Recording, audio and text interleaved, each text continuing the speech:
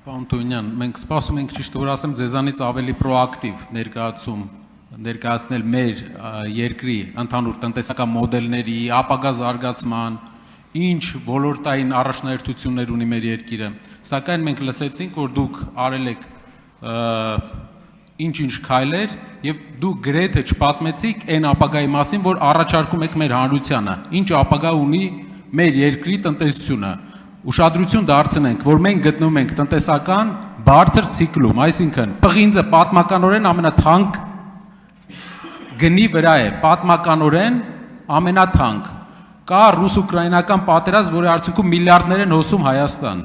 Բայց միևնույն ժամանակ անգամ այսքան հավելյալ շահույթի դեպքում մեր երկիրը շարունակում է ավելացնել պետական պարտքը բարձր տոկոսով։ Դուք էլ տեսնում եք, թե ինչ տոկոսով։ Եվ այս ամենը, այս բարձր ցիկլը, երբ որ դուք համեմատում եք երկրում աղքատության մակարդակի վրա, մի քանի օր առաջ դուք ասացիք, դուք չգիտեք ինչքան է Վրաստանի աղքատության մակարդակը։ Վրաստանի։ Այո, 3 օր առաջ։ Ինչքան է Վրաստանի աղքատության մակարդակը, ինչքան է իջել Վրաստանում աղքատությունը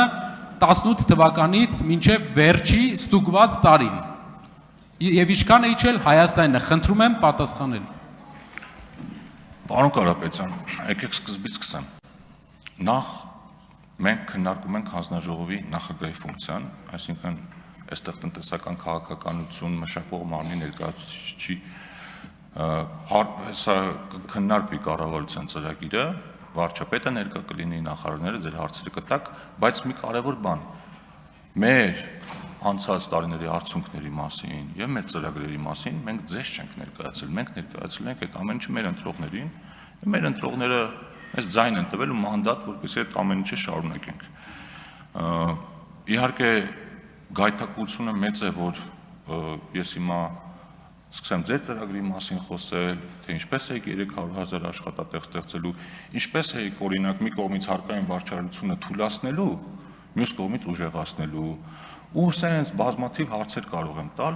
բայց ես ուզում եմ մենք մնանք օրակարգի սահմանում, որովհետև եթե հիմա սկսեմ ես աղքատության ցուցանիշների մասին խոսել, պետական պարտքի մասին խոսել, դրանցից ամեն մեկը 1 ժամ քննարկելու առարկա է։ Ես ասացի, որ վերջին ցուցանիշներով Հայաստանի Հանրապետությունում աղքատությունը կազմել է 21.7%։ Գիտեք, պարոն Ֆարմայան, որ երեք ասում էիք, տենց լավ չի, 54,000 դրամը աղքատության գիծը դարձրեք 27,000 դրամ, այդ մենք չենք դարձնում։ Պետք է միջազգային մեթոդաբանություն, աղքատության գծերի հաշվարկման, եւ դա է հիմք վերցնում, որը պարբերաբար թարմացվում է։ Բայց կարող եմ ասել, որ օրինակ ջինի գործակիցը բավականին բարելավել է, այսինքն աղքատների եւ հարուստների միջև տարբերությունը էապես նվազել է։ Եվ քանի որ ժամանակ ունեմ, պարոն Կարապետյան, ես էլ ձեզ մի հարց տամ, էլ ձեր հարցը, որտեղ ուրիշ տարբերակ չկա ձեզ հարց տալու, օրինակ ձեր խմբակցության, Հայաստան Դաշինքի խմբակցության падգամավորները այս հայկական ապրանքների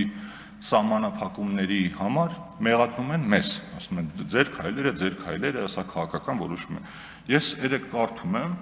Ռուսաստանի Դաշնության գյուղատնտեսության նախարարությունը ներկայացրել է Հայաստանից գյուղատնտեսական արտադրանքի ներմուծման սահմանափակումները վերացնելու պայմանները։ Նշված է, որ գյուղատնտեսական արտադրանքի անվտանգության ապահովումը, ներառյալ արտադրողների կողմից սեփական հումքի օգտագործումը, թունաքիմիկատների նկատմամբ վերահսկողությունը եւ մյուս պահանջների պարտադիր պահանջների պահպանումը ներկայումս սահմանափակումների տակ գտնվող ապրանքների ներմուծումը վերականգնելու կարևորագույն պայմանն է։ Հիմա ուզում եմ հասկանամ, այս մարդիկ սուտ են ասում, թե ճիշտ են ասում։ Այսինքն փակելու պատճառը այս խնդիրներն է, թե այնա, որ Հայաստանի Հանրապետությունում անցած տարի Եվրամիության կամ եվրոինտեգրման վերաբերյալ ինչ-որ օրենք ընդունվել կամ անդամակցության վերաբերյալ ինչ-որ խոսակցություններ կան։ Հիմա այս հաղորդագրությունը ես կարդում եմ, ուզում եմ ձեր մեկնաբանությունը լսեմ սրա վերաբերյալ։ Շնորհակալություն։ Արձագանք։ Ես կպատասխանեմ ձեր հարցին, բայց կխնդրեմ դուք էլ պատասխանեք վերջում այն իմ կարևոր ասած հարցին, որ մեր հայրենակիցները համեմատեն երկու երկրների տնտեսական քաղաքականությունը։ Այդ ինչ պաշտոնական ներկայացրել է Ռուսաստանի Դաշնությունը, մենք համարում ենք, որ դա ուղղակի քաղաքական պատրվակ է, իսկ հիմնական նպատակը, այսինքն տեխնիկական պատրվակ է, իսկ հիմնական նպատակը քաղաքական է, պարոն Թունյան։ Իսկ Երկրորդ հարցը։ Այո։ Իսկ երկրորդ հարցը խնդրում եմ ներկայացնել երկու նման երկրներ՝ Վրաստանի եւ Հայաստանի աղքատության մակարդակների տարբերությունը վերջի տարիներին ձեր կառավարման ժամանակ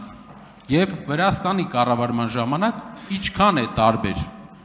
Դուք ասեք, թե ես ասեմ։ Երկու անգամ, երկուսից ավել անգամ արդեն Վրաստանը իջեցրել է աղքատությունը։ Պարոն Կարապետյան, ես հարմար առիթի դեպքում խորհուրդ կտամ, օրինակ առիթ կլինի ռուս գործընկերների հետ հանդիպելու, ես ամեն ինչ իրենց ասենք, էլի, եթե թույլ կտակ, նաև կասեմ, որ մեր ընդդիմադիրները կարծում են, որ կեղծում եք, ես ամեն ինչը կեղծ է, այսինքն ոչ մի խնդիր էլ չկա տեխնիկական, պատրվակ է ուղղակի օգտագործում եք Հայաստանի դեմ։ Պարզ է, ամեն ինչը բոլորը գիտեն, բայց եկեք հասկանանք, որովհետև որոշ դեպքերում ձեր համար Ռուսաստանի որևէ գերատեսչության, օգնականի, վարորդի խոսքերը ավելի հիմնավոր են, քան Հայաստանի կառավարության։ Ինչ վերաբերում է աղքատության մակարդակին, ես Վրաստանի աղքատության մակարդակը չեմ նայել, բայց Ժորժ ջան չեմ բանանում։ Լռություն։ Ես Վրաստանի աղքատության մակարդակը չեմ նայել, բայց կարող եմ մի ցուցանիշ ասել, որ Հայաստանի Հանրապետությունում, եթե նայեք վերջին վիճակագրական կոմիտեի հրապարակումը, միջին կենսաթոշակը 59000 դրամ է, իսկ աղքատության միջին գիծը 54000 դրամ է։ Ես ենթադրում եմ, որ այն ցուցանիշը, որ կհրապարակվի 2026 թվականի համար, շատ ավելի լավատեսական կլինի, քան դուք պատկերացնում եք։ Ավարտեցի։ Հարություն մնացականյոն։